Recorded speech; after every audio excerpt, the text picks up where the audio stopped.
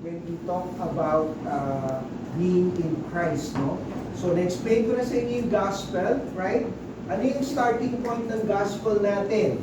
Love of God or holiness of God? Where do we start?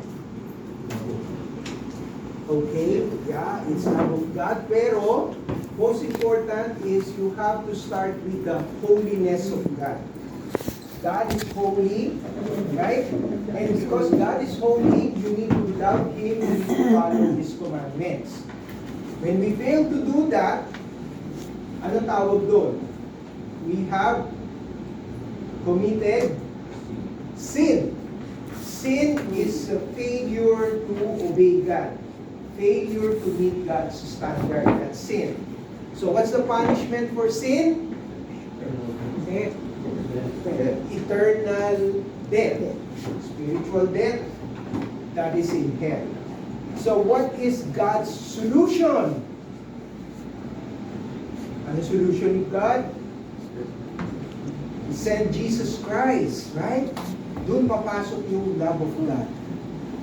Alright? So you have to remember that, huh? The love of God provided the way. You see, there's no other way unless God provided the way.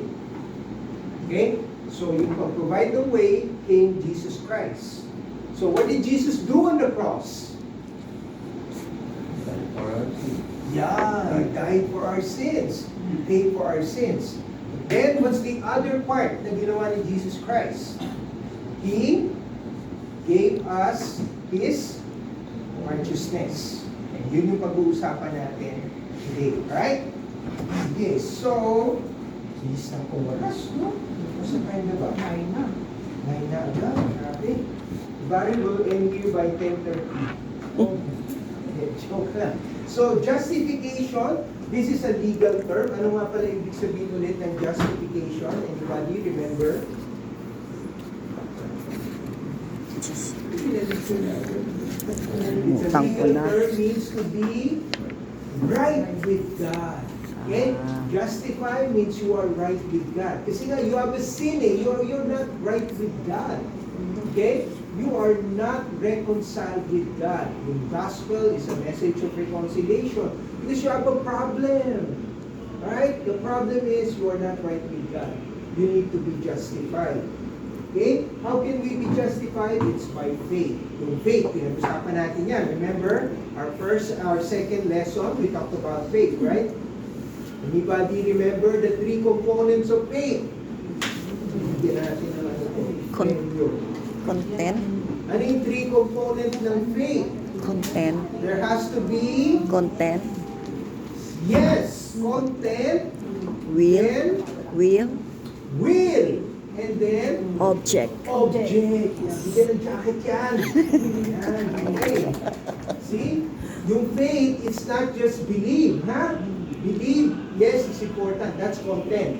You have to have the right content. Naintindihan mo yung ginawa ni Christ for you. But then you have to have the will, the willingness, di ba? The commitment. You have to have that. Pag naintindihan mo ba, di pa ako ready eh. Di pa ako willing. Di ba? I'm not willing to surrender eh. Wala yung will. You need the will, right? And then, object. Object is, remember, yung sitting down. Alala niyo yan? Where you place yourself. So, I understand, I am willing, then, object, I'm going. I'm going, Lord. I'm committing myself. I'm surrendering my life. I am repenting of my sin. So, yun yung objective. So, if somebody tells you, naniniwala naman ako, now you understand, that's not enough. Brother, that's not enough. Sister, naniniwala ka, that's only content. But are you willing? Hindi pa ako ready eh. I'm not sure eh. Parang okay lang naman din. Then that's no will. Until the person, yes, I'm willing. Then are you willing then to give your life to Christ? Are you willing to follow Him? Are you willing to be a disciple? Are you willing to go to be committed? Pag-isipan ko, hindi pa nag-accept yan. Hindi ba clear sa kanila yan? So don't rush them. That was my problem before. Hindi na importante yun. You think about it later. Right now, mag-pray ka lang to accept Christ. And then I put a checklist. Yes, nag-accept na siya. Hindi. You know why that's wrong? Kasi pag tapos niya mag-pray, nag-accept, then you tell the person, alam mo, save ka na. Yay! All the time, hindi pala siya saved. He or she was led to believe na saved na siya. And that is what we call spiritual abortion. Diba? Hindi talaga siya nag-accept in Christ, pero you made them believe na saved na siya. And naging wake-up call sa akin to when I read, when I heard si Paul Washer, no? He really convicted my heart. Kaya mula nun, give up ko na yung sharing for 5 minutes about Jesus Christ. Dati kasi, bago sasakay ako ng LRT, may makakausap ako doon, share ko siya. Paspasan, kasi sabi ko, baka dumating na yung train eh. So, shineran ko siya ng shineran. Uy, mag-accept ka na. Ayaw pa rin yung mag-accept. Hindi ka na, mag-pray na lang kita, sumunod ka lang sa akin ha. Sige, Lord, I accept you as my Lord and Savior. Congratulations, God, nandiyan yung train ko ha. Save ka na. Imagine mo, I have the audacity to say, save ka na, kasi nag-pray ka na. Who am I? Diba? Mali. You don't get saved by that prayer and all that. You get saved by truly understanding, willingly committing yourself. Kaya nga, these are very important kasi marami sa mga churches today, especially Puadilcaue, mga Chinese churches, no? We were under this influence ng easy believism ang tawag yan. Easy, madali, believism, believing. No? Basta naniwala ka lang, okay ka na, safe ka na. That's why I always talk to my son, si Josiah. Lagi ko siya sinasabi, hoy, hindi ka saved because your daddy is a pastor, ha? Or that you came to church to Edrec or to Pasay before mula maliit hanggang lumaki ka, na-expose ka sa Sunday school, that means you're already saved. I remember I spoke to someone who told me, andito na siya sa church ever since, pero it was only at the age of 30 plus that he truly understood what the gospel is. Nag-repent siya, sinurrender niya talaga yung life na kay Christ. And I was shocked. Really? Yeah. Nandito ka lumaki, di ba? You were joining this ministry pa. You were doing this ministry pa, di ba? Yeah. Pero I was going through the motion lang daw. Naintindihan niya yun. He confessed it to me. Hindi siya talaga saved nun. Kasi behind the coming to church, yung life niya from Monday to Saturday, iba. Punong-puno ng sin. Naintindihan nyo? So walang consistency yung Sunday and Monday to Saturday. And then he repented and he said, Lord, I am a sinner. I did not understand this. Nandun siya yung false belief na saved na ako. Wala yung talagang surrender. Wala yung yung objective. Kaya nga sana, brothers and sisters, klaro sa inyo yan. Maybe this is an opportunity for you to examine yourself. Sabi ni David, di ba? Lord, help me. Search my heart. Test my thoughts. Di ba? So I pray this will be a blessing sa inyo. It's not just because you need to have this baptism requirements kasi ito. Pero sana, search if you are truly a believer. Because many, sabi ni Jesus Christ, on that day, will stand, di ba? And they will say, Lord, Lord, Lord, did we not do this? Did we not in your name serve, preach, perform all this? You know what Jesus said? I never knew you. You know Jesus Christ, but He never knew you. Yung word na knew doesn't mean kilala. Yung word na knew means I did not have any relationship with you. You know, that's so sad. As in, these people, they've given their lives in serving, pero they never really knew Christ. And Christ never have any relation with them. Isip ko tuloy yung mga ibang people eh. Diba? Lalo na yung mga sa Jehovah. yung mga kumatakot ng pinto. Diba? They're serving God din eh. Right? Pero they're serving a wrong God. Alam mo, hindi mo pwedeng i-justify kay God. God, sincere naman ako eh. But you are sincerely wrong. Sincerity has nothing to do with that. At sabihin mo, sincere ka ginagawa. Yung mga iglesia ni Cristo, ganun din. Yung mga Mormons, yung nakikita niyo yung mga Mormons, when I was growing up, matin ako ng college, nakikita ko yan, nasa Top Avenue, yung isang Kano, tsaka isang Pilipino, nakaputi, di ba? Yung batang itim, tapos may name tag dito. Mormons yun. They're required to do 2 years of missionary work. Kung dami nilang ginagawa, they're serving God. If you ask them, do they know Jesus Christ? Yes. Do they accept Jesus? Yes. But they accepted the wrong Jesus. Saved ba sila? Hindi. Pero sincere sila. Sincerity has nothing to do with this. You need to know it correctly. And ang importante is, ikaw mismo. Kaya nga, tapos na tayo by today. But when you go home, you have to really examine your life truly today. Okay? No? We're in here? Sige. So, justified by faith. Explain ko na sa inyo yung faith. Alright, so, bilisan lang natin. There's no way that we can be made righteous by our own effort. Therefore, God offered the righteousness from His Son. Okay?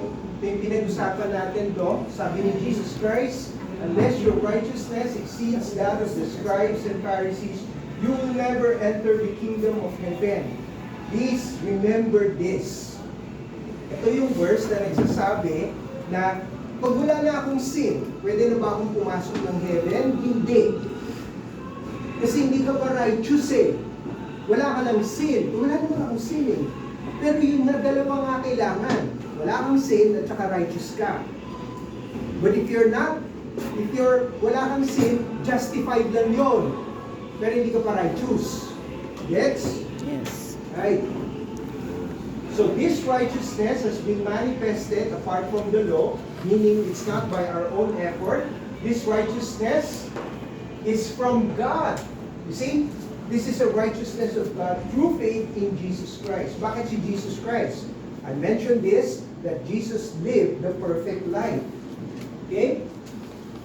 Our unrighteousness serves to show the righteousness of God. Meaning, because of our sin, yung righteous requirements ni God na puno was fulfilled only in Christ.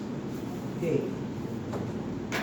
Kaya nga, sabi dito sa Philippians 3, verse 9, to be found in Him, not having a righteousness of my own, that comes from the law, but that which comes through faith in Christ, the righteousness from God that depends on faith. Ang ganda, di ba? The Bible is very, very clear. You cannot earn this righteousness by your own. If you try to earn it by obeying the 10 Commandments, you will fail. Right? So, God provided the righteousness. Kasi siya yung nag-set ng standard eh. God's standard is you have to perfect the 10 Commandments. Pastor, no one can perfect the 10 Commandments. True! Eh bakit binigay ni God? To show us that we cannot perfect it. Para you will now understand your need for a Savior. Gets nyo? That's the reason why the 10 Commandments was so high, the standard was so high, that God requires. Ano ba yung requirements ni God? 10 out of 10. 7 days, 24 hours a day. For 1 week? No. For 2 months? No. For 2 years? No. For the rest of your life. Can you do that? No. Who can? Jesus Christ. Kaya siya lang yung righteous. And this righteousness is what the Bible said, the righteousness from God. Kasi God si Jesus Christ eh. And He is giving this to us. Alright? Okay. So why by faith alone? Because it can never be by works. We always fall short. Even after we are saved, when we try to earn it by the law, we will still fall short. And if through the law, we will be condemned over and over again. Ito nga yung sinasabi ko, di ba? Some say 50-50. 50% yung faith I have to earn, di ba? By faith, so I put my trust in Christ. And then the other 50%, I have to do it. In other words, hindi pa ako saved pag 50% pa lang. Okay? Kailangan ko additional 50%. And how do I earn that additional 50%? I have to obey the whole law again. Okay? But ang question ko lagi, even if you're left with 50%, in other words, from the 10 commandments, you have to do at least 5 lang.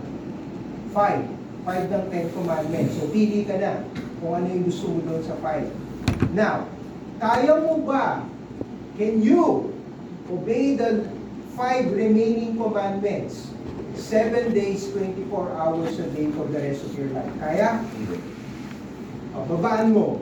40%. Kaya? 4 commandments 7 days, 24 hours. Hindi pa rin. 1 commandment. Can you do it? 7 days, 24 hours for the rest of your life. Kayo nagsabi niya, ha? Baka meron dito kaya. Anyone? Wala, right? Even if you're left with only 10%, bagsak ka pa rin because the requirement of God is perfection. Kaya nobody can do that except Christ.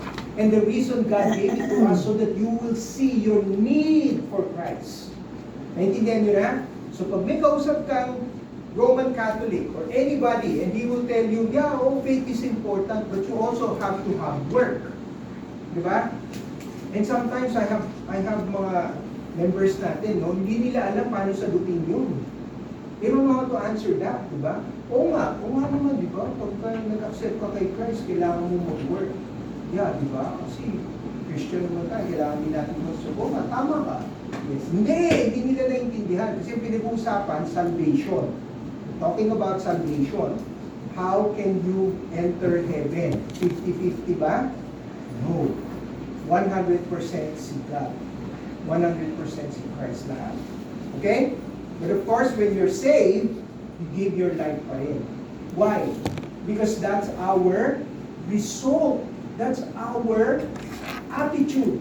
That's our gratefulness. Grateful ka eh. So you want to give your life to the Lord. Okay? So it's no excuse. Saved na ako, I'll just live my life the way I want. Hindi. You still have to follow God. Eh kaso, sabi mo, Pastor, saved na tayo eh, di ba? Yes, we're saved.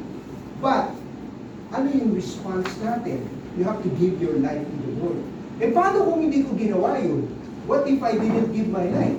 What if I don't obey God?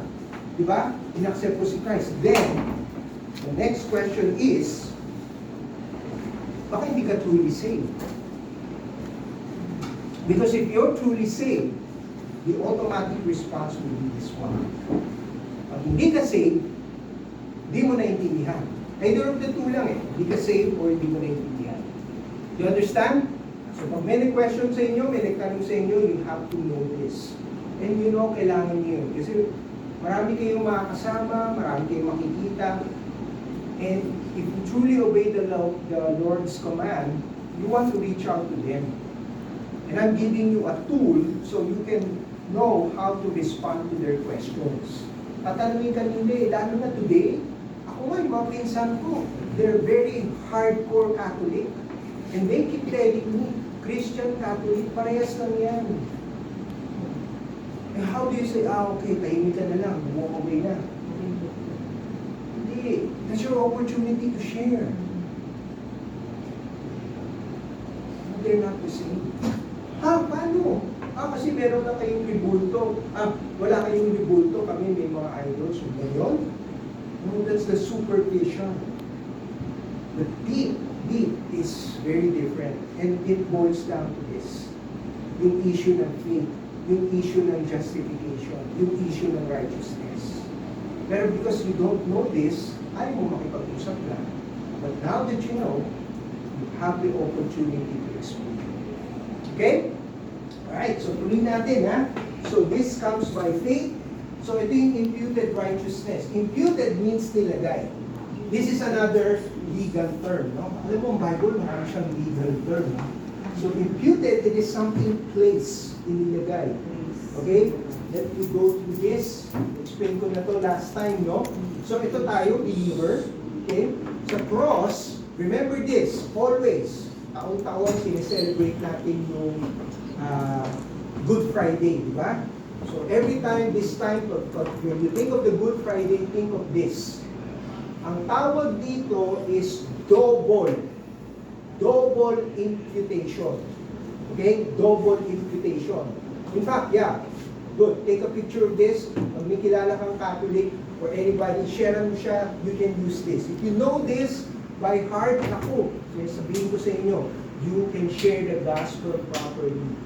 Okay? So ano nangyari sa double imputation? Ba't siya sinabing double? First, our sin is placed on Christ. That's the first imputation. Imputed. Diba? Your sin is placed on Christ. Tapos, yung second imputation is the righteousness of Christ was placed on us. So may exchange. Ito yung tinatawag na the great exchange. In theological term, this is the great exchange. Or, as John Calvin, yung mga reformers always say, this is the double imputation. So, the key term dyan is imputed. Okay? Yung impute, inilagay.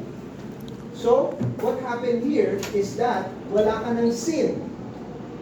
And you fulfill the righteous requirements ni God. Na si Jesus ang nag-require, pero ikaw yung nakinabang. Kaya nga, this is why, listen, if a believer died today, at this very moment, if you truly have accepted Christ, you can be with Christ in heaven. Alala niyo yung thief in the cross. Diba? Sabi niya, Lord, remember me. Sabi ni Christ, today, you will be with me in paradise. Ha? Wala pa lang, may faith siya, pero wala naman siyang good works. Doesn't need. Because he is already righteous. Diba? He didn't earn any kind of righteousness. Saan nagaling yung righteousness niya? A requirement yung God from Christ. Because he is justified, he is also righteous. Kaya yung word natin, di ba? JR. Tandaan niyo yan, ha? Si JR. Si Junior. Di ba? Oh, mag-share ka na ng gospel. Tandaan mo agad si Junior. Okay? So, first part, share mo muna yung problem. Second part, share mo yung faith. Third part, share mo si JR. Di ba? Galing-galing na. Hindi nyo na alam pumasok na seminary. Marunong na kayo, di ba? Kaya yun. Okay? So this is very, very important. Ha? Pag nag-gets nyo to, alam nyo na. Now, pwede bang mawala yung iyong justification? Pwede bang mawala yung righteousness mo? Hindi. Pero Pastor, I still continue to commit sin even after I receive Christ, right? Ano kailangan natin gawin? Confess. Confess. Confess to the Lord. Lord, I'm sorry. Okay. Pero, that doesn't mean that all your sins na ginawa mo after you receive Christ will bring you to hell. Hindi na. Why? Because what Christ did on the cross, He paid once. Kahit na sabihin mo, all my sins that I will commit after I receive Christ, after ko mabaptize. May mga sins pa rin tayo, right? Yes. We will still commit sins, right? Yes. Yes. Okay? Ito yung difference. Pakinggan niyo ako. Very important. Pag nagsisin ka after you receive Christ, all these sins, isa lang ang consequence. Hell pa rin, di ba? But since Christ died on the cross, He paid for the sins in the past, He paid for your sins in the present, He paid also for the consequence of your sin in the future. Past, present, future. Ha, Pastor, yung sin ko, na hindi ko pa nakukumit, pinatawad na ni Christ? Yes. Wow. So, commit na tayo more sins. Force na. Diba? That's just the assurance that's given to us. Kaya the more you understand it, the more you understand that I don't deserve this. Why would God forgive me for the sins that ilang taon ako ngayon, tapos let's say, the Lord will take me home by 80 years old. Diba? Eh ngayon, magbihiya ngayon. Let's say, 30 ako. Let's say lang, ha?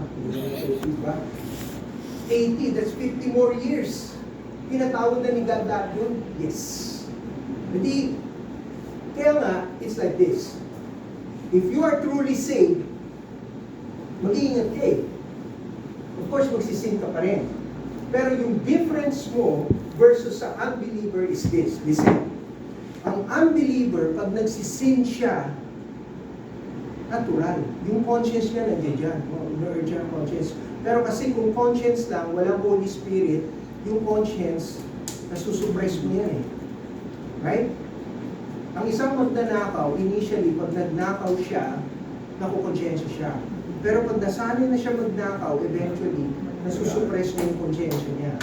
Pag nagsisinungaling siya, sa unang beses mong sinungaling siya, nakukonsensya siya. Pero pagka nasanay na, wala na, hindi na nagre-react. Natural na, di ba? Parang, uy, galing mo professional liar ka na. Di ba? Wala na eh, kasi the conscience is numb. Tawag natin dyan na suppress. That happens to all unbelievers. Now, pag meron ka ng Holy Spirit, ito yung difference. Pag si Holy Spirit nasa iyo, the first thing that He will work on is on your conscience. Okay? So, pag may Holy Spirit, the conscience will be convicted. Pag na-convict si conscience, pag mag-sin ka sa susunod, makukonvict ka ulit. Now, pag halimbawa, there is a time na lie ka ng lie, ayusin ni Holy Spirit yung conscience mo. So, kahit mag-lie ka, later on, makukonvict ka pa rin. Kasi, si Holy Spirit na yung nag-work sa conscience mo. Okay, you have to know that. Now, here's the big difference between a believer na nag-lie at saka isang unbeliever. Ang unbeliever, wala siyang conscience. Wala siyang Holy Spirit. So, pag na-suppress na yung conscience, tuloy-tuloy lang siya. Okay lang. And always, yung justification niya for lying is, kailangan ko ito eh. Kailangan ko magsinungaling eh. Anong problema dun? It serves my purpose. Ako naman ang kinabang eh. Diba? Then, may justification din for the lie. Saying na, siya naman kasi may kasalanan eh. Sobrang taas ng standard niya eh. Kaya kailangan ko magsinungaling. Right? You follow that? So, there will always be a justification for sin sa kanila. Gagawin nila yung kasalanan, continuous, becomes the pattern of their life. Pag believer, you will sin once, makakonvict ka ni Holy Spirit, iko-confess mo. And syempre, later on, you will still be convicted by the Holy Spirit kung mag-lie ka ulit. Ang difference ng dalawa is dito, confess ka ng sin. Eventually, the Holy Spirit will work in your heart na marirealize mo, hoy, I don't need to justify my sin. Kasi kahit na anong justification ko, I'm sinning against God. You see, yung issue dito, yung sin with God. So ngayon, magko-confess ka, iiyak ka, magsisisi ka, you will repent, you will turn away from that sin. You follow? Yes. Pag unbeliever, wala lang. Nakonsensya lang. But later on, it becomes the pattern of their lives na parang wala na. And then it becomes so natural. Diba? And kaya naman kasi kasalanan mo eh. It's your fault, kaya I die. See that? That becomes now their justification. So ito, lifestyle ng sin, unbeliever. Believer, hindi. There's a pattern of confession, repenting, sanctification. Okay? So dito mo makikita yung difference between believer at saka unbeliever. Yung attitude niya towards sa sin. Okay? And the best example of that is si King David. Na-confront siya ni Prophet Nathan of sin. Ano sinabi ni King David? Bastos tong prophet na to ha. Di mo ba alam sino kausap mo? I'm the king ha. Putulin ang ulo. Ano ba sabi niya? No, alam mo, hindi naman ako nagsin eh. Si Bathsheba kasi eh. Naliligo siya dun eh. Diba? Alam naman niya, nandiyan ako lalabas eh. Dahil naliligo siya sa kasalanan niya, hindi mo kasalanan yun. Right? Gano'n ba attitude niya? Hindi. Did he blame others? Diba? Kaya mo na ako nung gano'n kasi dahil sa iyo eh. Diba? That's a tendency, deflecting to others. Pero hindi. Ano sabi ni David?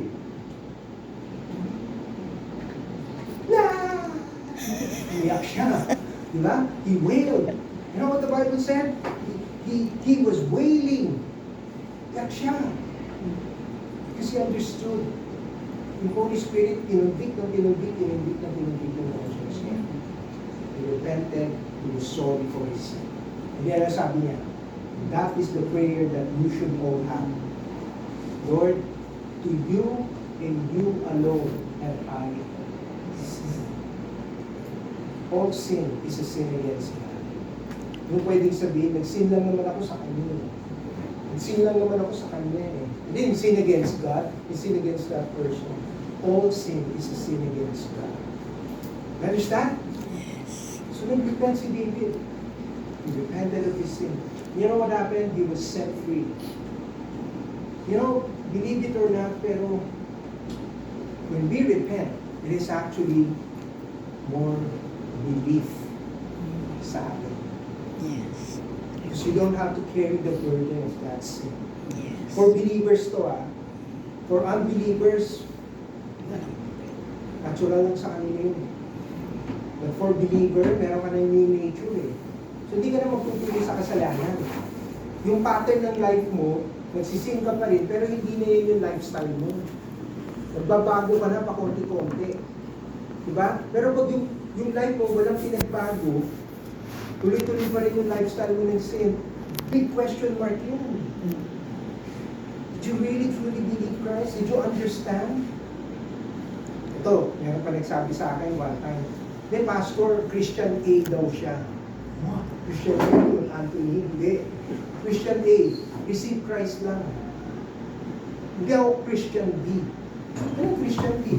Yung masyadong serious, ma-attend ng church, nagsaserve, diba? Hindi pa ako dyan eh. Oo, sabi ko, saan sa Bible may nakasulat na Christian A tsaka Christian B? Class B. Hindi, di ba kasi sabi lang naman ni Christ, believe eh. Hindi sabi ni Christ, believe and then follow. Kita mo, dalawa. So doon lang daw muna siya sa A. Sabi ko, Jesus never separated that. When He calls people to believe, He also calls people to follow. Sabi ko nga sa kanya, what was the first sermon of Christ? Check mo sa Bible. Luke. In Luke chapter 4, what was the first sermon of Christ? Repent. Nasaan yung believe dyan? Mahigit na siya. Then I told her, you have to give your life to the Lord. Try to understand once again ano yung gospel. And believe me, maraming ganun. Many people in our church, kaya the Lord convicted my heart. This has become the burden for me. And share this to our pastoral team. We have to make sure, kasi I believe, no, hindi lahat ng nag-a-attend ng church natin ang Christians. I'm not being judgmental, pero I won't say you are a Christian or not Christian. Ikaw makakapagsabi niyan. You have to ask yourself, Christian ba ako kasi pupunta ako sa MMEG every Sunday? Christian ba ako kasi nagsiserve ako? Yung illustration ko earlier, di ba? Lumaki siya sa church. 37 years old lang siya, tsaka na niya naintindihan na hindi pa na siya saved. Pero lumaki siya sa church. Kasama niyo mga kapatid niya dito lahat. Kasi,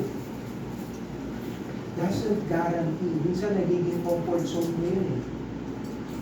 Alam mo, Christian ka na kasi ating nanay ko, Christian, nag-attend dito, nagsuserve pa. Ako, nagsuserve din ako. So, Christian ako. Pero hindi pala yun. Ang Christian pala is naintindihan mo, makasalanan ka. And you have to change. And siya naman, pag Sunday lang siya Christian, Monday to Saturday, iba siya. Hindi siya Christian. But you know, it's not too late. It's not too late. You have to be clear about this. Okay? I don't want you to be that person na tatayo in judgment day at sasabihin niya, Lord, Lord, ginawa ko lahat ito. And then sasabihin kayo ni Jesus Christ, I never knew you. Wala na, that's too late na. You're headed for hell. Wala na magagawa doon, di ba?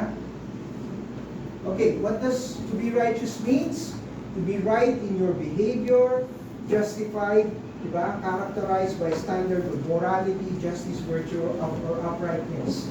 So you Ito yung mga magsasabi sa iyo na you are righteous. You're morally right. Your virtue is upright. Paano? Pag nasunod mo yung Ten Commandments. So if you fail to do that, bagsak ka na. Okay? God's own perfection in every attribute, every attitude, every behavior, and every word. Kaya nga, ang hirap eh. It's hard to be righteous in the sight of God by your own effort. A righteous person is one who is not just able to fulfill the external requirements of the law, but also in the eyes of the Lord, a person who is obedient from the heart. Ito yung issue lagi from the heart eh. Kaya nga lagi ko sinasabi, every Sunday we have this prayer di ba, before the service. And I always emphasize this, no? Magsaserve kayo today. Right? Whatever you do when you're serving God, klaro mo muna sa heart mo. Lord, cleanse me, help me to serve you from my heart. Kasi kung hindi ka nagsimula doon, then you play the guitar, you play the drums, you sing and all that. You're just going through the motion. And you are offering what the Bible said, a lip service. Sinabi ni God when He was talking to people, diba? Sabi niya, these people serve me. They worship me with their lips, but their heart is far from me. Diba? As Christians, there will be a judgment for us. Tawag doon, bima judgment. And from that bima judgment, i-assess ni God lahat. Lahat tayo magdadala ng mga sako-sako ng mga good works na ginawa mo. Diba? Kung ginawa mo ito lahat, then sabi sa Bible, God will look at all those good works that you've done. Titignan ni God yun. Tapos, sabi niya, some will be burned. Bakit na-burn? Bakit na-burn? Good works yun na. Kasi mali yung motive. Kaya sabi ni Christ, dun sa day of Bema Judgment, dalawang klaseng works yan. Yung isa made of gold, galing talaga sa heart. Yung isa made of wood, hay, and straw. Diba? Ano yung na-burn? Yung wood, hay, and straw. Ikaw muna, paano nangyayari yung isang work mo nagiging wood, hay, and straw? Kasi you did it for others to see. Yung motive mo is para makita ka. Para mag-perform ka. Diba? That's not from the heart. If it's not from the heart, sunod yan. Kaya nga sabi sa Bible, during that time, maraming iyak. Kaso lang hawa. Sila iyak. Imagine mo yung dala mo, sunog, 10% na lang natira. Right? So we have to take our Christian walk very seriously. Kaya nga ako, even though I use this, ito lagi, I always pray before God. Sabi ko, Lord, doesn't mean na nakatayo ako dito, basta ganito na lang. Hindi. I have to humble myself, I have to pray. Natutunan ko yan very early on. Bago ako mag-worship, ganun din. Bago ako matay ng church, ganun din. Hindi ako nagmamadali, dali na lang. Tara ng church, upo na doon. Okay na. Hindi. Sayang lang yung isang oras kalahati, 2 oras mo. If you don't search your heart before God. Tandaan nyo, when we worship, isa lang ang audience natin. And He always looks at our hearts. Okay? Follow? Yes. Alright, good. Isa na natin. Mahaba pa to. When we enter, okay, paspas na natin to, ha? Okay. Okay. So, He died with Christ at the cross. Ito yung gusto kong i-emphasize now, no? What is baptism? It is a word means to submerge. Baptizo is to be immersed completely. Baptism is God's way of demonstrating the union of believers with Christ's death and resurrection. Okay? So, baptism begins from an attitude of brokenness of sin. Diba? Naiintindihan mo yung sin. You are a penitent sinner, willing to humble and submit yourself to the will of God. Then this is the baptism of John. John, di ba, was baptizing before Jesus came. Anong baptism yung ginagawa ni John? It's called the baptism of repentance. It calls people to repent. You see that? And si Jesus Christ was also baptized. E teka, wala naman sin si Christ, right? Yes. But Jesus said to fulfill all righteousness. If this is the requirements, di ba, to have the right heart before God, okay, Hindi naman yun because may sin siya. It's yung attitude to be right with the Father. Gusto ni Christ yan. So I will also be submissive to that. Kaya nagpabaptize si Jesus Christ. Kaya siya yung nag-set ang standard for us. Diba? But this is the key. You have to have repentance. You have to have the right heart. You're not doing it because sabi niya eh. Sabi kasi ni Pastor, magpabaptize na daw kami. Or sabi ng friend ko, magpabaptize na kami, kaya nagpapabaptize na ako. No. Baptism of repentance was a call to acknowledge sin, to turn away from it. Just to identify themselves as unworthy sinners who must die to their life of sin. Okay? Confessing their sins. So they were baptized by Him in the river Jordan, confessing their sins. You see? So kailangan talaga yan eh. You have to be right in the heart before God. Alright. So baptism brings us to Christ. In Christ then we acknowledge our helplessness and our sins are placed in Christ. Okay, so ito yung ginagawa natin. Kaya bakit immersion, Pastor? Because Paul said in Romans 6:4, we were buried with Christ. So yung in-immerse ka, that's your life of sin. Yung dating mong life has been dead na. Put to death na. We were buried with Christ in His death. And we were raised to life with Christ. And in order that just as Christ was raised from the dead by the glory of the Father, we too might walk in the newness of life. Kaya importante ito. Ito yung fruit. Yung sinasabi kong fruit of the Spirit, evidence ng transformation sa life mo. Diba? Do you have fruits in your life? Fruits of repentance? Fruits of transformation? Okay. Pag sinabing fruits of repentance, fruits of transformation, fruits of the Spirit, people misunderstanding, akala nila, pinag-usapan mo doon, yung fruits, ano yung fruits sa life mo? Natin na ako ng church. Yes, attendance of the church is one. Pero is that it? Yung ba yun? Saan nagsisimula, brothers and sisters? My heart. Yes. My From heart. the heart. In other words, you sing. Question. Kinokonvict ka na ba ng Holy Spirit from the time you came to receive Christ? Kinokonvict ka ba ng Holy Spirit sa sin? Yes. Yes. It's good. Yes. Diba? Are you walking, nag-transform ba? Do you see transformation? Ito yung like ko sinasabi, and for those who are attending our Bible study every Wednesday, no, plugging to. Ito yung cow, yung sinasabi namin yung cow, tsaka yung 3D. Yung character mo nagbabago. Yung attitude mo. Yung character, attitude, ugali at asal. Diba? Pag-uugali mo, nagbago. Yung asal mo, your attitude. Anong naging attitude ko? Humble, submissive. Then O, obedience. But ito, 3D. Ito yung 3D. Ito, brothers and sisters, dito mo talaga malalaman kung tunay kang believer o hindi. Meron kang 3D. Ano yung 3D? Desire. First, desire for God. Yes. Discernment. Second, desire for His Word. Third, desire for holiness. 3D ang tawag ko dyan. Dati wala ka nun. Dati, yung desire mo is, gusto ko magsimba. Bakit ako magsisimba? Siyempre, ang paswerte, para bumait, para mabawas kasalanan, yun. Ngayon, kasi naintindihan ko yung ginawa ni God eh. Eh, gusto ko siyang mahalin. Kaya gusto ko pakita sa kanya na mahal ko siya. Kaya ako mag-church. Yung bago desire. Dati is takot. Takot ka. Malasing ka. Baka hindi ka maswerte. Diba? Birthday ko ngayon, mag-church ako. Diba? Has everything to do with swerte. Has everything to do with fear. And fear is a great motivation. Alam mo ba yun? Maraming tao ay, malasing tayo na, diba? With fear. Pero this time, gusto ko na mag-please. That desire. Pangalawa, desire for the word. Lord, word ko to eh. Gusto ko makilala mo. I want to read your word. Yes, Lord. Yes, sinabi ko, tinapamad ako, nakakalimutan. Pero Lord, talaga desire ko, hindi nawawala. Gusto ko pa rin magbasa. Gets? Dati wala yun eh.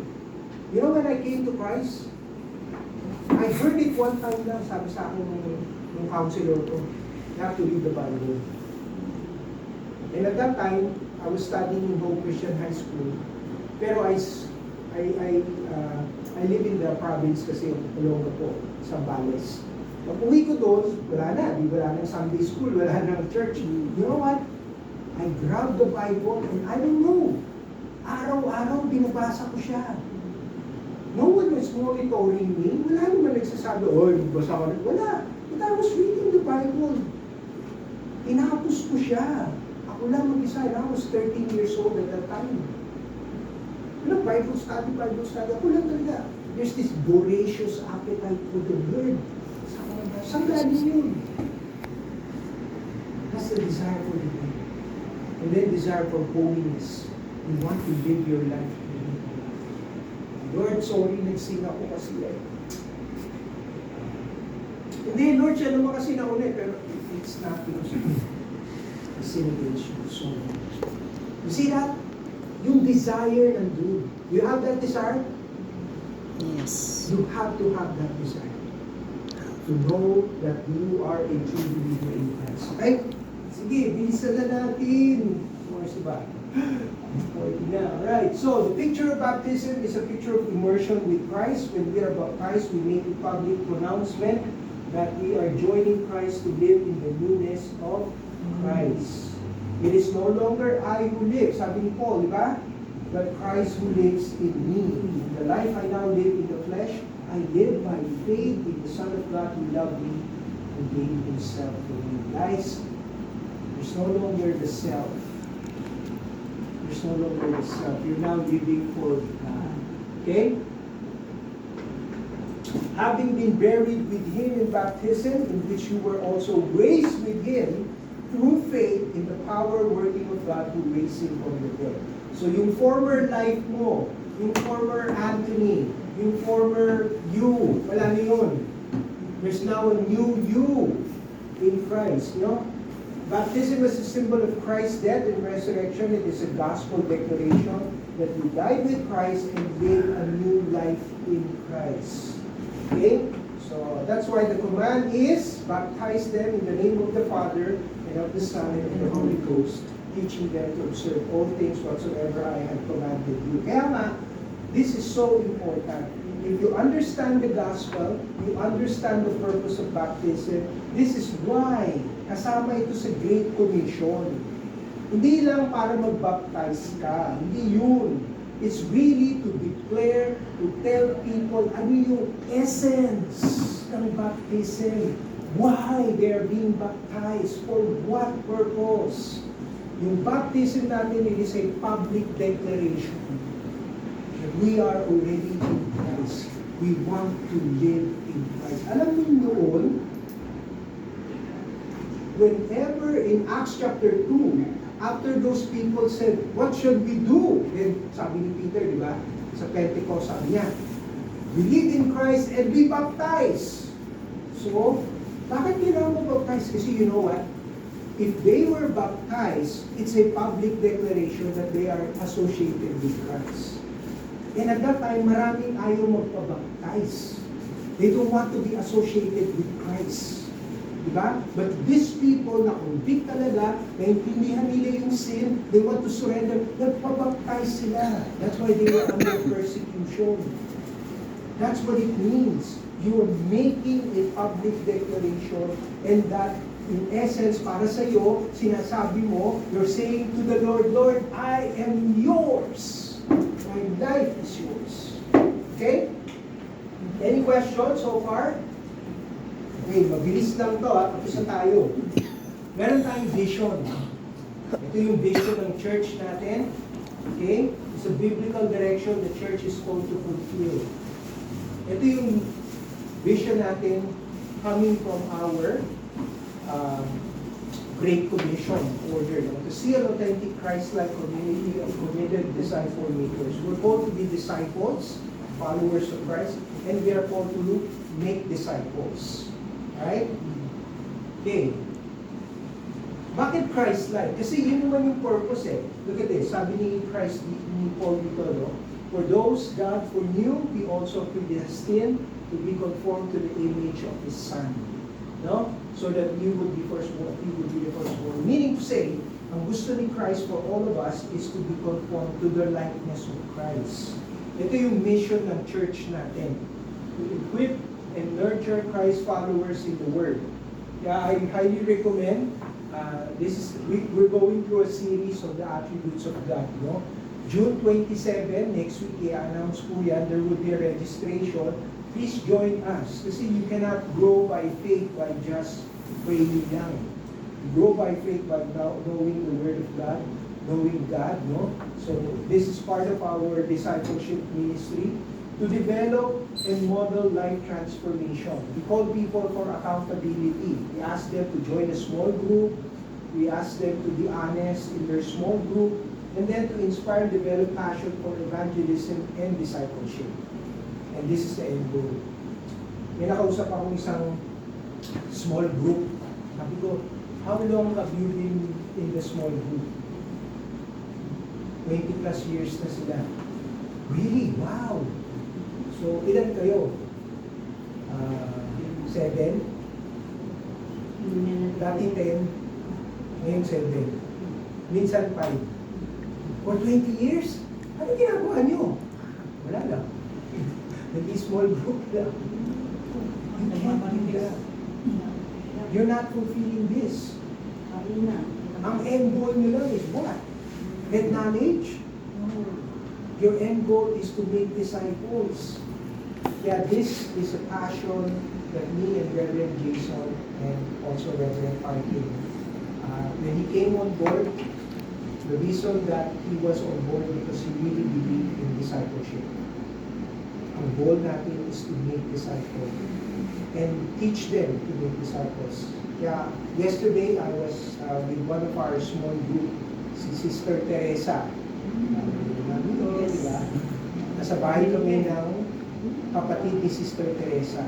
Sister Teresa was baptized last year. Last year siya na-baptized. She's in her 66 na siya eh, no? 66 tama ba? 66 na si Sister Teresa. She came to LMEC almost 2 years. 2 years lang. 2 years lang siya. Diba? Wala pa ng 2 years. But she got the vision. She understood. She did not only surrender her life to Christ. She was, by the way, a very devout Catholic. And then after that, she was baptized. She carried on the Great Commission. Nag-start siya ng small group. I think she's also with Sister Judy. And then she started a small group with her kapatid. All her mga kapatid, seniors na lahat. In their 60s na. She was doing the small group again. Why? Because she understood this is what the Lord wants. Yan yung discipleship. That's why I'm praying that all of us here, after you finish this, you get yourself. Pag naintindihan mo talaga to, you know what your commitment is. You have to be part of this. Okay? That should be the part of your life. Okay? So, tapos tayo. I want to congratulate you all in advance. Sige, so we will pray na and I'll give you time to fill this up. Then give it to